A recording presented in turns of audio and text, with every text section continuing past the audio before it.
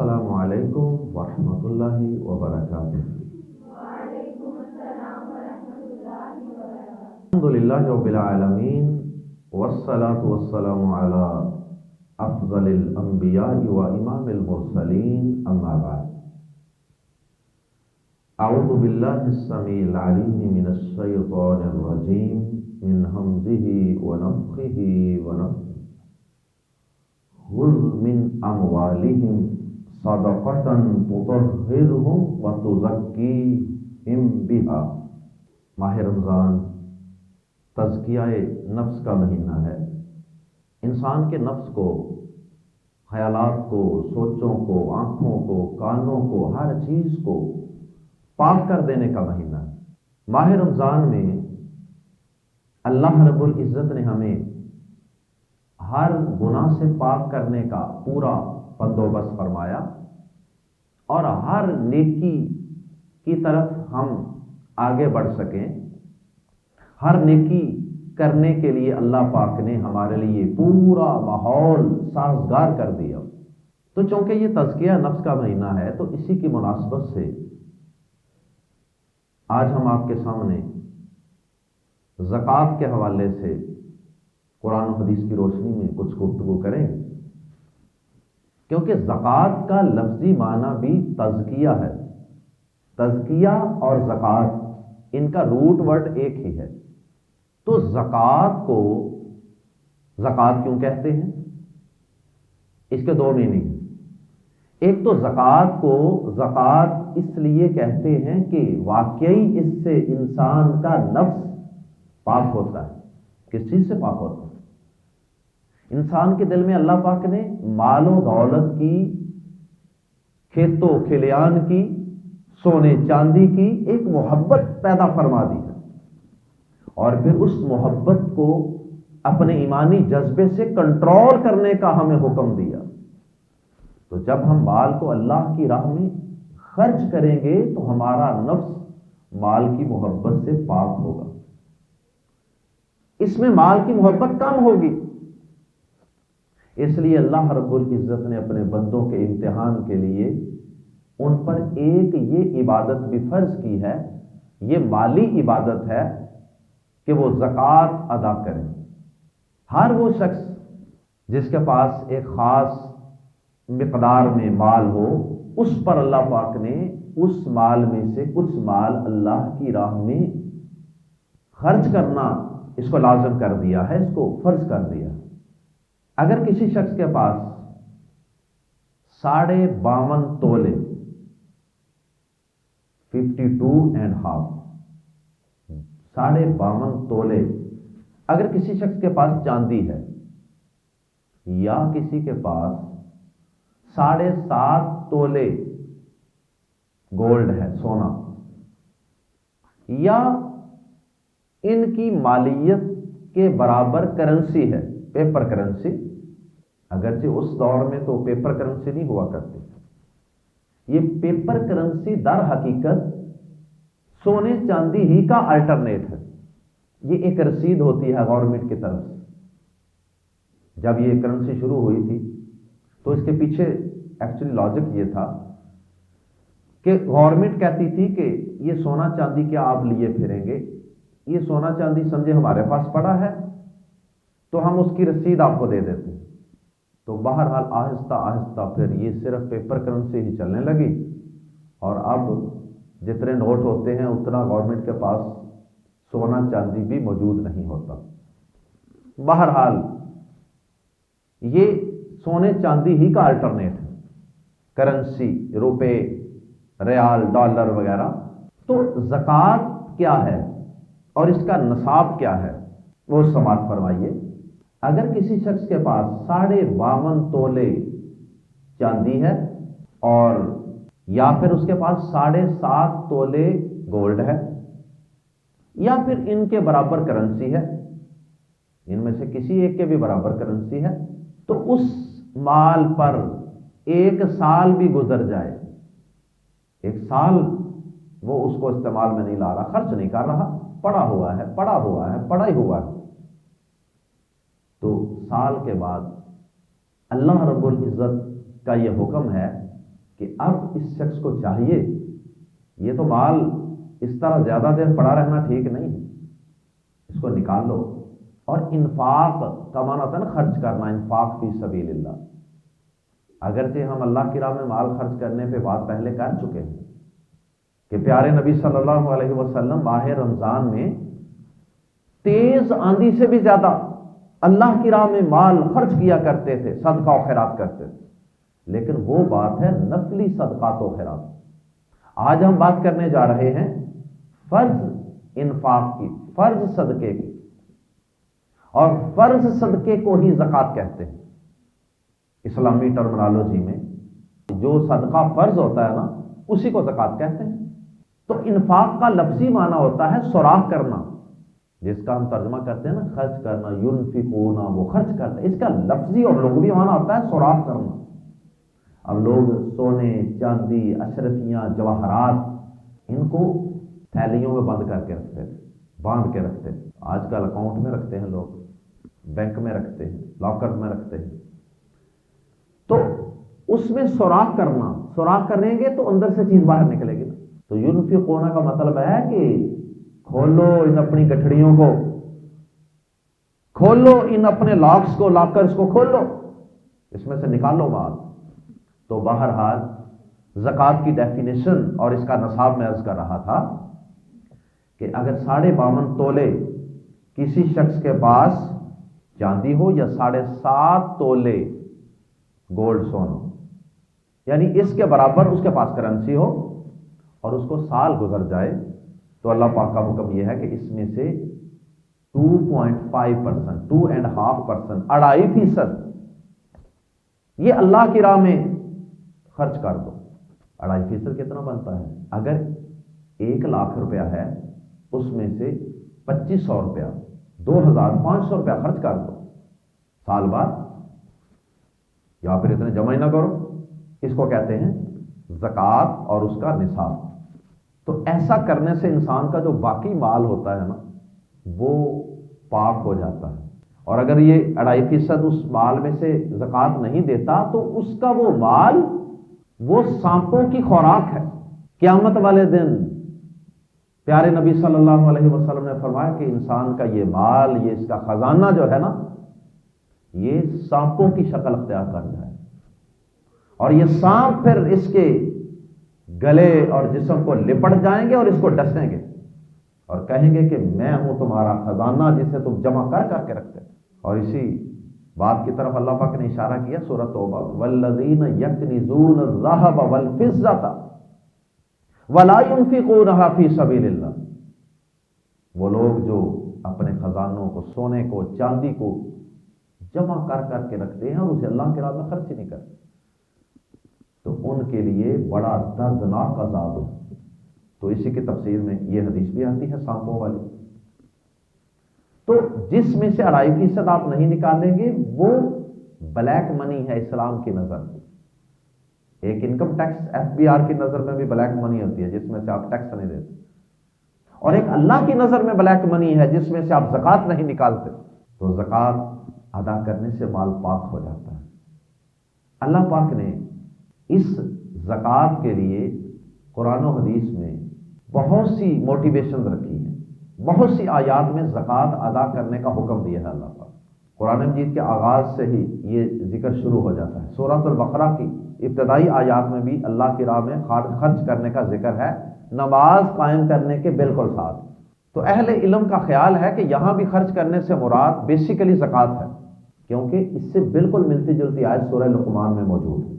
اللہ پاک وہاں فرماتے ہیں ھدی ورحمۃ للمحسنین، یہ قرآن ہدایت ہے اور رحمت ہے نیکوکاروں کے لیے۔ الذین یقیمون الصلاۃ ویؤتون الزکاۃ، جو نماز قائم کرتے ہیں، زکوٰۃ ادا کرتے ہیں، وہم بالآخرۃ ہم یوقنون، اور یہی لوگ در حقیقت آخرت پر یقین رکھنے والے ہیں۔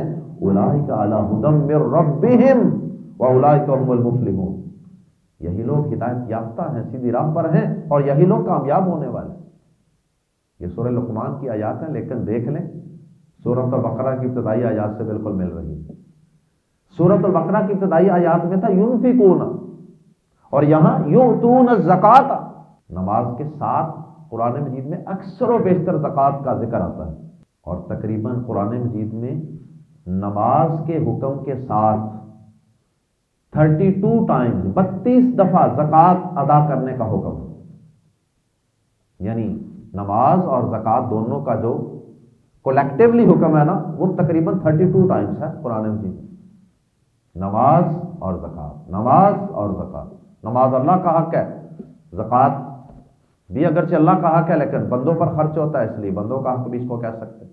اور حضرت ابو بکر صدیق رضی اللہ تعالی عنہ کے دور حکومت میں پیارے نبی صلی اللہ علیہ وسلم جب تشریف لے گئے، آپ تو زکوٰۃ لوگوں سے لیتے رہے، آپ تو فرمایا کرتے تھے کہ امرت ان اقاتل الناس حتی یشہدوا ان لا الہ الا اللہ وان محمد رسول اللہ، کہ مجھے اس بات کا اللہ نے حکم دیا ہے کہ میں لوگوں سے لڑوں جب تک کہ وہ اللہ کی توحید پر اور میری رسالت پر ایمان نہیں لے آتے، نماز قائم نہیں کر لیتے، زکوٰۃ دینے نہیں لگ جاتے، اتنی دیر تک میری ان کافروں سے لڑائی ہے۔ ہاں، جب یہ مسلمان ہو کر کلمہ پڑھ کر یہ نماز قائم کرنے لگ جائیں گے، زکوٰۃ دینے لگ جائیں گے، پھر لڑائی ختم ہے میری۔ تو اس حدیث میں بھی آپ نے نماز کے ساتھ زکوٰۃ کا ذکر کیا، تو مجھے لڑنے کا حکم دیا گیا ہے۔ ابو بکر صدیق رضی اللہ تعالیٰ عنہ کے دور حکومت میں پیارے نبی صلی اللہ علیہ وسلم جب تشریف لے گئے تو کچھ لوگوں نے، کچھ عربی، کچھ قبائل نے نا اعلان کر دیا کہ ہم نے زکوٰۃ ضبوط کو نہیں دینی، چلو نماز ضبوط پڑھ لیں گے ہم، لیکن یہ جو پیسہ لے کے جاتے ہیں نا ہم سے، بیت المال اسلامی حکومت ہم سے پیسہ لے کے جاتی ہے مال میں سے، یہ بڑا ہمیں چبھتا ہے، ہم نے زکوٰۃ کوئی نہیں دینی، انکار کر دیا انہوں نے۔ ابو بکر صدیق رضی اللہ تعالیٰ عنہ نے فوراً اعلان کیا، صحیح بخاری میں حدیث ہے، انہوں نے کہا واللہ لأقاتلن من فرق بین الصلاۃ والزکاۃ، اللہ کی قسم جو نماز اور زکوٰۃ میں فرق کرنے کی کوشش کرے گا نا، کہ نماز تو پڑھوں گا زکوٰۃ نہیں دوں گا، فرق ہو گیا نا، دونوں میں کوئی فرق نہیں ہے، دونوں ہی فرض اور واجب ہیں، اور دونوں ہی ارکان اسلام میں سے، وہ جو حدیث آپ کو سنائی تھی نا، بنی الاسلام علی خمس، اسلام کی بنیاد 5 چیزوں پر، ارکان اسلام، پلرز آف اسلام، ان میں سے بھی ایک زکوٰۃ ہے نا۔ تو ابو بکر صدیق رضی اللہ تعالیٰ نے کہا اللہ کی قسم جو نماز اور زکوٰۃ میں فرق کرنے کی کوشش کرے گا، میں ابو بکر اس کے ساتھ باقاعدہ جنگ کروں گا، کیونکہ میں اس کو مسلمان ہی نہیں سمجھتا۔ اللہ اکبر، اتنا سخت فتویٰ تھا ابو بکر صدیق رضی اللہ تعالیٰ عنہ، لیکن افسوس کہ آج مسلمانوں کی اکثریت زکوٰۃ ادا نہیں کرتی، اکثریت۔ جب تک اسلامی حکومت قائم رہی، خلافت قائم رہی، یہ اسلامی حکومت کے باقاعدہ نمائندے ہوتے تھے جو جا کر لوگوں کا مال چیک کر کے خود ان سے زکوٰۃ لے کر لا کر بیت المال میں، اسلامی حکومت کا جو بیت المال ہوتا تھا اس میں جمع کراتے تھے، پھر وہاں سے خرچ ہوتی تھی، غریبوں پر، مسکینوں پر، یتیموں پر، جہاں بھی خرچ کرنی ہو، جہاں ضرورت ہوتی بیت المال سے خرچ ہوتی۔ اب چونکہ ابھی اسلامی حکومت نہیں ہے تو حکومت کا جو نظام ہے زکوٰۃ کا وہ بھی ٹوٹا پھوٹا ہے، اس وجہ سے اب ہم پر یہ ذمہ داری ہے کہ ہم خود ہی اللہ سے ڈرتے ہوئے ایمانداری سے خود ہی کیلکولیشن کریں اپنے مال کی، اور خود ہی زکوٰۃ نکال کر لوگوں میں ڈسٹریبیوٹ کریں۔ اب یہاں یہ بات بھی سمجھ لیں کہ زکوٰۃ ادا کرنے کا مہینہ اسلام میں مقرر نہیں ہے۔ بہت سے لوگ یہ سمجھتے ہیں کہ شاید زکوٰۃ رمضان میں ادا کرنی چاہیے، اور کئیوں نے یہ بھی سمجھا ہوگا کہ شاید رمضان میں ادا کرنے سے 70 گنا زیادہ ثواب ملتا ہے۔ ایسی بات نہیں، ٹھیک ہے یہ رحمتوں کا مہینہ ہے، اللہ کی رحمت بڑی جوش میں ہوتی ہے، ممکن ہے کہ یہاں اس مہینے میں زکوٰۃ ادا کرنے کا زیادہ ہی ثواب ہو عام مہینوں سے، لیکن ہم ایگزیکٹ کوئی اس کے متعلق فگر نہیں بتا سکتے کہ 70 گنا زیادہ ہوتی ہے یا کتنی ہوتی ہے، واللہ اعلم۔ بیسیکلی زکوٰۃ کے لیے کوئی مہینہ مقرر نہیں ہے، بعض لوگوں نے رمضان مقرر کر لیا، بعض نے کوئی اور مہینہ مقرر کر لیا ہے کہ فلاں مہینے میں زکوٰۃ دیتے ہیں، ایسی کوئی بات نہیں۔ ہاں اسلامی حکومت ہو تو وہ کہہ دے کہ بھئی ہم نے ہر سال فلاں مہینے میں زکوٰۃ لینی کرنی ہے تو ٹھیک ہے، تو جب ہم نے خود کیلکولیشن کرنی ہے تو ہم نے جس مہینے میں بھی ہمارا اس مال کو سال پورا ہو جائے گا نا، اس وقت ہم نے زکوٰۃ دینی ہے۔ ہاں اگر ابھی کسی کا رمضان کے 2 مہینے بعد جا کے سال پورا ہونا تو وہ 2 مہینے ایڈوانس ہی رمضان میں زکوٰۃ دے دے کہ چلو میں 2 مہینے پیچھے آ جاتا ہوں، لیکن میں ہر سال رمضان میں زکوٰۃ نکال لیا کروں گا۔ پہلی دفعہ وہ 10 مہینے بعد زکوٰۃ نکال رہا ہے اور اگلی دفعہ وہ سال بعد رمضان تو رمضان چلتا رہے، پھر ٹھیک ہے۔ تو چونکہ زیادہ تر لوگ رمضان میں زیادہ زکوٰۃ نکالنے کی کوشش کرتے ہیں، اس لیے ہم نے سوچا کہ اس حوالے سے تھوڑا سا آپ کے سامنے زکوٰۃ کا انٹروڈکشن رکھ دیا جائے۔ زکوٰۃ کے متعلق قرآن مجید کے اندر بہت سی باتیں ہیں۔ پرانے انبیاء کرام، پہلے انبیاء کرام جو تھے، ان کو بھی اللہ پاک نے زکوٰۃ کا حکم دیا۔ اب آخر میں آتے ہیں کہ یہ زکوٰۃ دینی کس کو ہے۔ زکوٰۃ کے سورۃ توبہ کی آیت نمبر 60 میں اللہ پاک نے 8 مصارف بیان کیے۔ انما الصدقات للفقراء والمساکین، یہ پوری آیت، اس میں 8 اللہ پاک نے اس کی مدات بتائی جہاں ان کو خرچ کرنا ہے زکوٰۃ کو، کیونکہ اسلامی حکومت ہوتی پھر تو ہم نے اسلامی حکومت کو دے کے فارغ ہو جانا تھا۔ اب ہم نے اس کو خرچ کرنا ہے کہاں کہاں پہ؟ فقراء و مساکین پہ۔ فقراء پہ، فقیر وہ ہوتے ہیں جو زیادہ کمزور ہوتے ہیں اور عام طور پہ سوال بھی کر لیتے ہیں، اور مساکین وہ ہوتے ہیں جو عام طور پہ سوال نہیں کرتے، سفید پوش ہوتے ہیں، لیکن وہ بیچارے ان کے اخراجات پورے نہیں ہوتے۔ کوئی بیماری آ جائے، کوئی تعلیم کا مسئلہ بن جائے، کوئی بل زیادہ آ جائے تو وہ بیچارے پریشان ہو جاتے ہیں۔ فقراء اور مساکین۔ اس کے بعد اچھا یتیم کا کوئی ذکر نہیں ہے ان مدات میں، کیونکہ یتیم ہونے سے زکوٰۃ انسان پہ لینا کوئی انسان کے لیے جائز نہیں ہو جاتا، کیونکہ یتیم بڑے بڑے مالدار بھی ہوتے ہیں۔ صرف یتیم ہونا کافی نہیں، اس کا فقیر یا مسکین ہونا ضروری ہے۔ اور اس کے بعد عاملین، جو زکوٰۃ اکٹھی کرنے کے لیے گورنمنٹ نے لوگ مقرر کیے ہوتے تھے نا، وہ ان کو تنخواہ، سیلری وغیرہ بھی اسی زکوٰۃ کے مال میں سے دی جا سکتی، وہ گورنمنٹ دے گی۔ بے شک وہ امیر ہوں لیکن وہ جاب کرتے ہیں نا گورنمنٹ کی، تو گورنمنٹ اسی زکوٰۃ کو جمع کر کے اسی میں سے ان کو سیلری بھی دے دے گی۔ اسی طرح ہے مؤلفۃ القلوب، کوئی نان مسلم اگر اسلام کے قریب آ رہا ہے نا، ویسے غیر مسلم پہ زکوٰۃ نہیں لگتی، نفلی طور پہ آپ خرچ کر سکتے ہیں کسی غیر مسلم پہ، لیکن جو فرض زکوٰۃ ہے نا یہ صرف مسلمانوں کو دی جاتی ہے۔ تو اگر کوئی غیر مسلم اسلام کی طرف مائل ہو رہا ہے نا، تو پھر آپ اس پہ خرچ کر سکتے ہیں زکوٰۃ کے، چلو یہ اسلام کے قریب آ جائے۔ اس کو کہتے ہیں مؤلفۃ القلوب۔ اور پھر اس کے بعد 5واں مصرف ہے پھر رقاب، گردن آزاد کروانا۔ کوئی بندہ ناحق بیچارہ پھنسا ہوا ہے جیل میں، اس کو عمر قید کی سزا ہو گئی ہے یا پھانسی کی سزا ہے، تو آپ اس کو زکوٰۃ کے پیسوں میں سے مدد کر کے نکلوا سکتے ہیں۔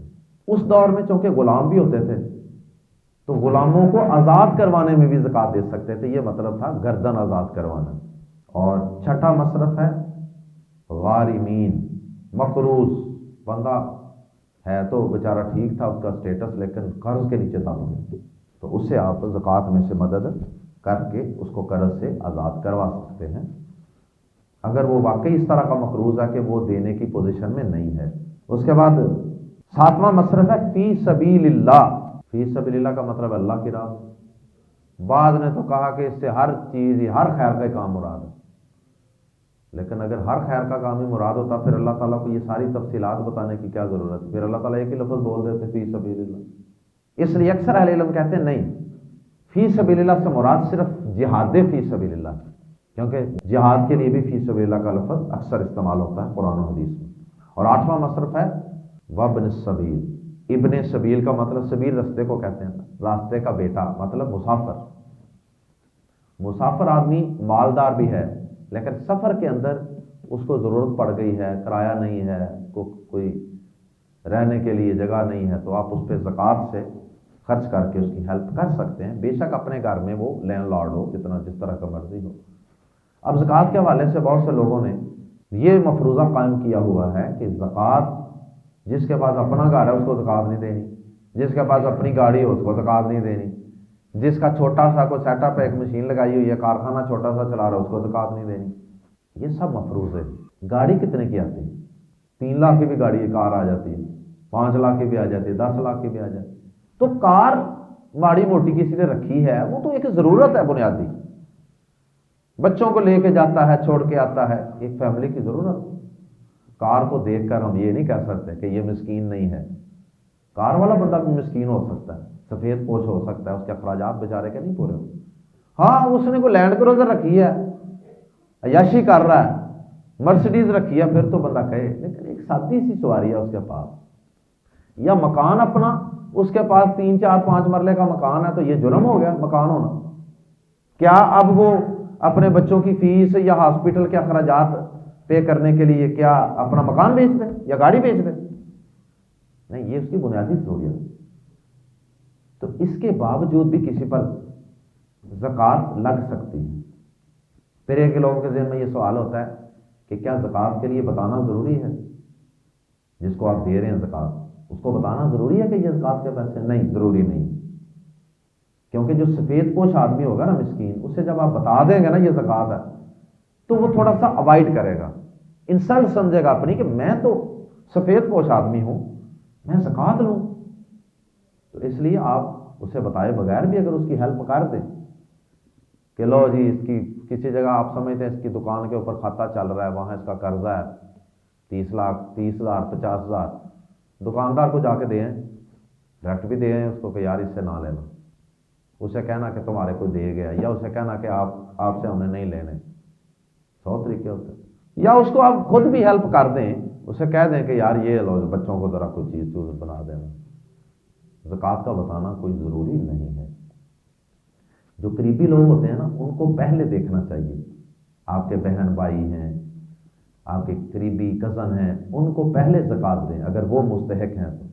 عموماً یہ ہوتا ہے کہ ہم اپنوں کا قریبی لوگوں کا خیال نہیں رکھتے. قریبی جو عزیز و اقارب ہیں نا, ان کو زکوٰۃ دیں, ان پہ خرچ کرنے کا 2 راجر ہے, ایک خرچ کرنے کا اور ایک صلہ رحمی کا, کہ رشتہ داری کو نبھا رہے ہیں آپ.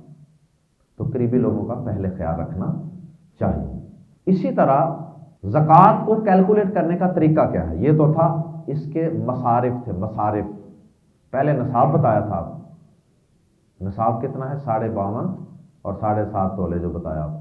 اور یہ مصارف تھے 8 سورہ توبہ کی آیت نمبر 60 میں. اس کے بعد ہیں کہ یہ زکوٰۃ کی کیلکولیشن کیسے کرتے ہیں. اگر کسی شخص کے پاس 7.5 تولے سے کم زیور ہے, 52.5 تولے چاندی سے کم چاندی ہے, تو یا اس سے کم پیسے ہیں, تو اس پر تو زکوٰۃ ہے ہی نہیں, موج کریں. ہاں جس کے پاس اس سے زیادہ ہے, تو اب کیلکولیشن کیسے کرنی ہے؟ کیلکولیشن اس طرح کرنی ہے کہ آپ نے پہلے نمبر پہ تو یہ ذہن میں رکھیں کہ زکوٰۃ اسلامی مہینے کے حساب سے ادا کرنی ہے, انگریزی مہینے کا سال نہیں آپ نے کیلکولیٹ کرنا. انگریزی سال تو بڑا ہوتا ہے نا اسلامی سال سے 10 دن تقریباً.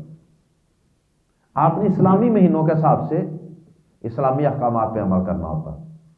آپ فرض کریں کہ ایک آدمی وہ ہر سال 10 رمضان کو زکوٰۃ نکالتا, تو اس نے ہر سال 10 رمضان کو کیلکولیشن کرنی ہے. اور کیلکولیشن اس طرح کرنی ہے کہ سارا کچھ جمع کر لیں, مطلب کاغذ پہ جمع کرنا, ویسے لا کے نہیں ٹیبل پر رکھنا. سارا کچھ نوٹ کر لیں کہ میرے پاس کیا کیا ہے, یہ چیز اتنی ہے, یہ چیز اتنی ہے, یہ چیز اتنی ہے, پیسے اتنے ہیں جو پڑے ہوئے ہیں. اگر کسی کی دکان ہے تو دکان کے اوپر کوئی زکوٰۃ نہیں ہے.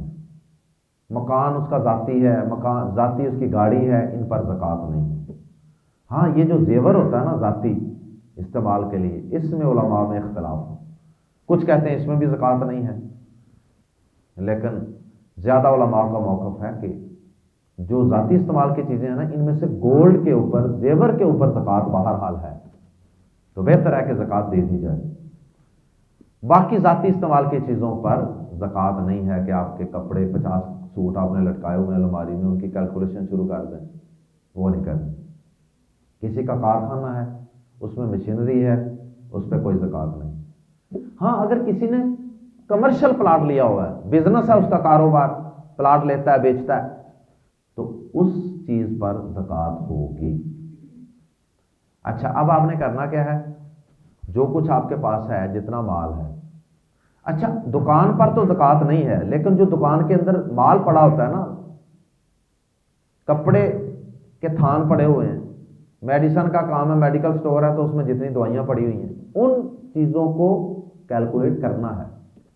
کیونکہ وہ رننگ میں ہے، مال جا رہا ہے، مال آ رہا ہے، وہ کوئی ایسٹ نہیں ہے، دکان پر نہیں ہے، مشینری پر نہیں ہے۔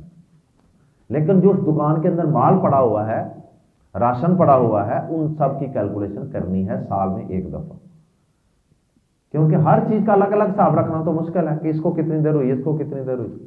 اس لیے اہل علم کہتے ہیں کہ سال میں ایک دن جو آپ نے مقرر کیا ہے، اس دن آپ ساری چیزوں کو جمع کریں کہ میرے پاس اس وقت کیا کیا کیا کیا ہے، سارا کچھ جمع کر لیں۔ اور اگر آپ نے کسی سے پیسے لینے ہیں، کسی کو قرض دیا ہوا 5 لاکھ، وہ بھی آپ کا ہی مال ہے، بے شک آپ کے پاس نہیں ہے لیکن وہ گنا آپ کا ہی جانا۔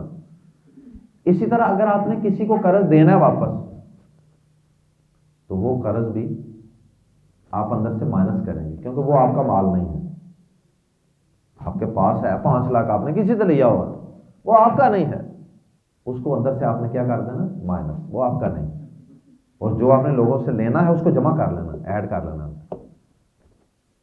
تو اس کے بعد ٹوٹل اماؤنٹ کیلکولیٹ کر لیں، کتنی اماؤنٹ بنی ہے، اس کا آپ 2.5% نکال لیں۔ یہ اس کا ہے طریقہ زکوٰۃ کو کیلکولیٹ کرنے کا۔ باقی چھوٹے موٹے مسائل تو پھر ذہن میں آتے ہی ہیں، سوالات تو وہ آپ علماء سے پوچھ سکتے ہیں، جو اسپیسیفک کویسچن آپ کے مائنڈ میں ہو۔ میں نے تو ایک موٹی موٹی آؤٹ لائن آپ کے سامنے پیش کی ہے زکوٰۃ کے حوالے سے۔ اب آخر میں زکوٰۃ سے ریلیونٹ ایک اور ٹرم اور اصطلاح بھی استعمال ہوتی ہے، وہ بھی سمجھ لیجیے، وہ ہے عشر۔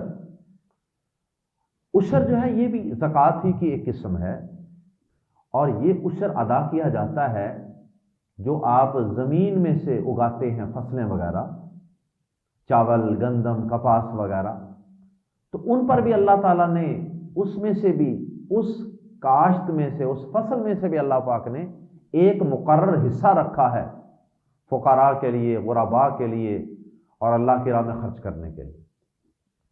اب اس کی آگے 2 قسمیں ہیں۔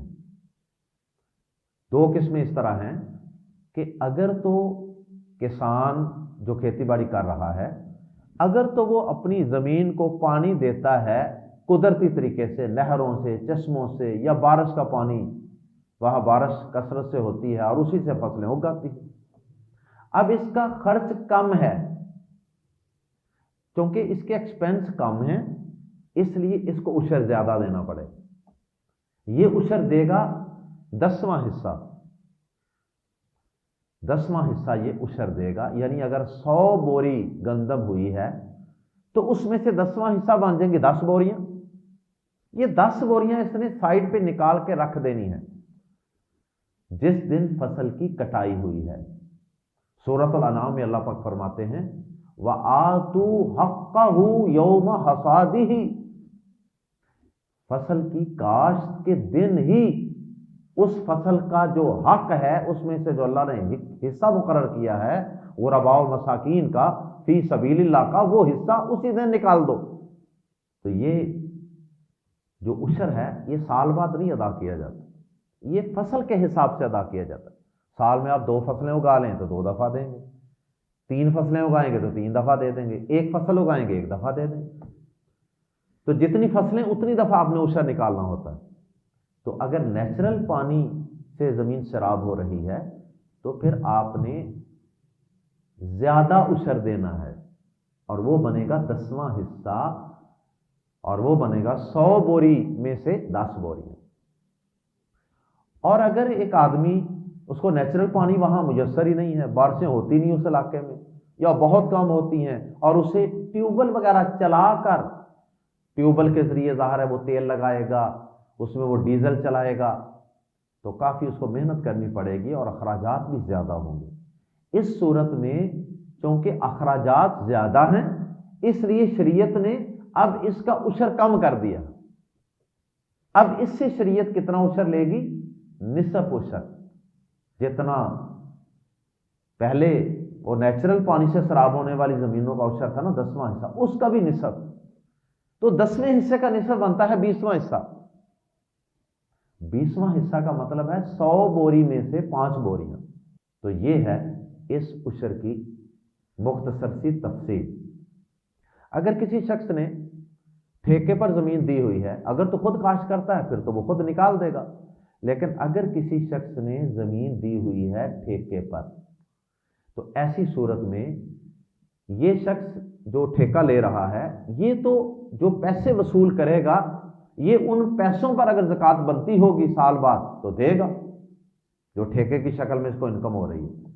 لیکن وہ جو ٹھیکے پر کو زمین میں کھیتی باڑی کر رہا ہے، جس نے زمین ٹھیکے پر لی ہوئی ہے، وہ جو کسان ہے، وہ جب فصل کو کاشت کرے گا، فصل بنیادی طور پہ اس کی ہے، تو وہ اپنی اس فصل میں سے یہ عشر نکالنے کا پابند ہے، اور جو زمین کا مالک ہے وہ جو ٹھیکے پر اس کو ٹھیکے کی رقم آتی ہے، اس پر اگر سال گزرتا ہے اور وہ نصاب کو پہنچتی ہے تو وہ اس میں سے صرف زکوٰۃ دے گا، اور عشر جو ہے وہ زمین میں کاشت کرنے والا جو کسان ہے وہ ادا کرے گا۔ اللہ تعالی ہم سب کو اپنے مالوں کی زکوٰۃ اور زمین کی فصلوں پر عشر ادا کرنے کی توفیق عطا فرمائے۔ اللہ پاک ہمیں ایسے اتنے وسائل عطا فرما دے کہ ہم اللہ کی راہ میں مال خرچ کرنے والے، زکوٰۃ ادا کرنے والے، زکوٰۃ لوگوں کو دینے والے بن جائیں، اور اللہ پاک ہمیں زکوٰۃ لینے والوں میں شامل نہ فرمائے۔ اللہ تعالی ہمیں ایسے فتنوں، ایسی آزمائشوں سے محفوظ رکھے، اور ہمیں اللہ توفیق دے کہ ہم اگر خود زمینوں کے مالک ہیں یا مال و دولت کے مالک ہیں تو خود ادا کریں، اور اگر ہم چھوٹے ہیں اور ہمارے بڑے یہ زکوٰۃ نہیں ادا کرتے تو ہم ان کو سمجھائیں، اپنے والدین کو سمجھائیں، بہن بھائیوں کو سمجھائیں، اپنے فیکٹری کے اور زمین کے مالکان کو سمجھائیں کہ اللہ پاک نے آپ کے مال میں، آپ کی زمین میں، آپ کی کاشت میں یہ حصہ رکھا ہے، اور اسے ادا کرنا از حد ضروری ہے۔ سبحانک اللہم و بحمدک اشہد ان لا الہ الا انت استغفرک و اتوب الیک۔